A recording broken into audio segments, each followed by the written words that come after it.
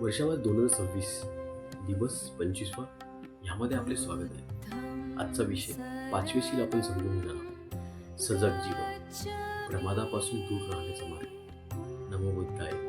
आज वर्षावासाचा 25वा दिवस आहे. गेल्या 4 दिवसात आपण पंचशीलातील 4ही शील समजून घेतले आहे. अहिंसा, अस्तेय, शुद्ध आचरण आणि सत्यवाणी. आज आपण पंचशीलातील 5वे आणि अंतिम शील समजून घेऊया. 5वे शील सुरामेरय्य मज्ज पमाद ठाणापासून दूर राहणे. याचा मुख्य अर्थ असा आहे, अशी मादक द्रव्य पदार्थ टाळणे ज्यामुळे मनाची सजगता, विवेक आणि नियंत्रण कमी होते. भगवान बुद्धांचा धम्म सजगतेला म्हणजेच अपमादाला अत्यंत महत्त्व आहे. कारण जेव्हा मन सजग असते तेव्हा आपण आपल्या विचारांकडे पाहू शकतो, आपल्या भावनांना समजू शकतो आणि योग्य अयोग्य यातील फरक ओळखू शकतो. पण जेव्हा विवेक आणि जागरूकता कमी होते तेव्हा चुकीचे शब्द बोलले जाऊ शकतात, चुकीची कृती घडू शकते आणि त्याचा परिणाम स्वतःवर तसेच इतरांवर होऊ शकतो. म्हणूनच 5वे शील फक्त मादक पदार्थ घेऊ नका एवढेच सांगत नाही, ते आपल्याला एक मोठी गोष्ट शिकवते.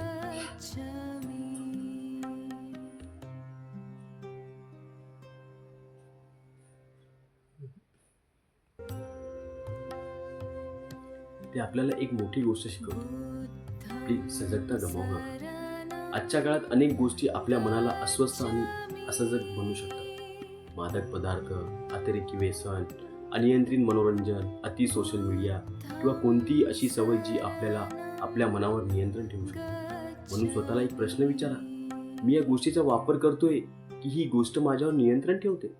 जर एखादी सवय आपल्याला वेळेवर, मनावर, आरोग्यावर, नात्यावर किंवा निर्णय क्षमतेवर परिणाम करत असेल तर तिच्याकडे सजगपणे पाहण्याची गरज आहे. भगवान बुद्धांचा मार्ग आपल्याला प्रमादापासून अपमादाकडे घेऊन जातो, म्हणजे अजाणतेपासून जागरूकतेकडे, असंयमापासून संयमाकडे आणि अस्थिरतेपासून शांततेकडे. आज एक छोटासा प्रयोग करूया. आपल्या जीवनातील अशी एक सवय ओळखा जी आपली सजगता कमी करते आणि आजपासून तिच्यावर नियंत्रण मिळवण्याचा एक छोटासा प्रयत्न सुरू करू.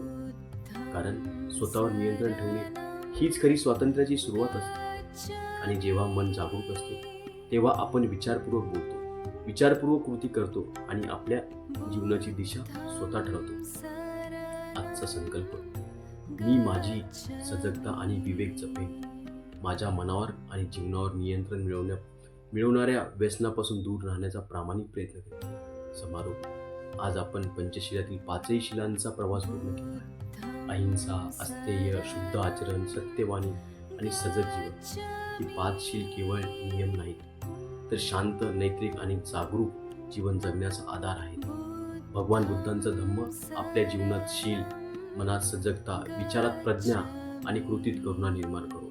सर्वांचे कल्याण हो, सर्वांचे मंगल हो, सर्व प्राणी सुखी हो.